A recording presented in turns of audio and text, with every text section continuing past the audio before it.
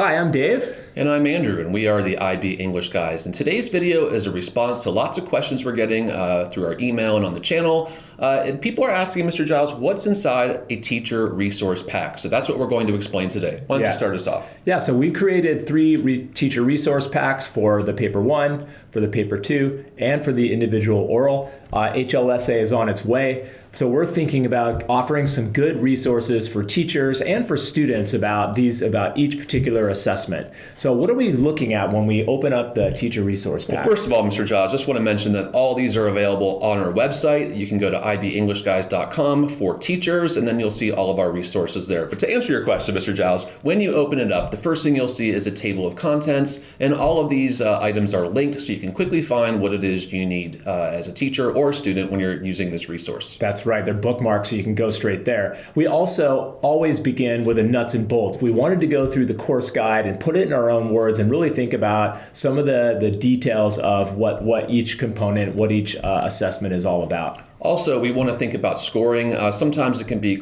it's a lot to look at in that course guide, as you know. So we've kind of stripped out the most important elements, and we're going to focus and emphasize what are the key aspects teachers and students need to know to be successful in the various components. Yeah, really important that students and teachers know about that criteria.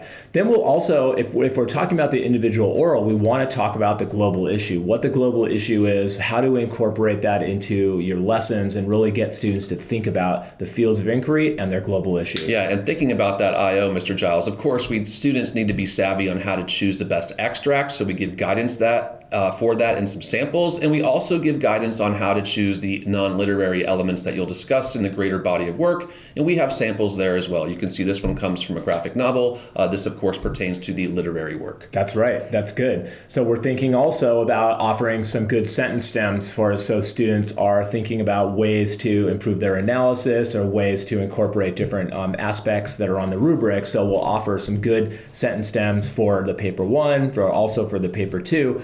Again, giving students good language that they can use. Yeah, of course, you'll want to do a lot of practice in your classroom, whether you're working at home as a student or if this is a teacher or a tutor using the resource, Mr. Giles. You need lots of strategies. So we have loads of activities in each resource pack depending on the component. And these are things that we've tried and tested in our classroom, and they've been very successful. That's right. Many of them have good samples and things that you can use. So again, we're trying to think practically about how you can improve your teaching and really engage students. We also offer different charts. We like graphic organizers and charts. So in this case, it's a comparative chart for the paper 2, getting students to think comparatively and make charts. Yeah, sometimes, of course, you'll be working on paper 1, and we offer other types of graphic organizers as well, thinking about how students can use references, authorial choices, and how they shape meaning. And of course, no matter what aspect of what component we're working on, we'll always provide examples, and those exemplars will always be highlighted so we can point out the most relevant aspects that teachers and students need to know. Yes, exemplars are a big part of each resource pack. We give not only just break down like different parts of it, but we also offer 4 to 5 complete exemplars when we look at student work.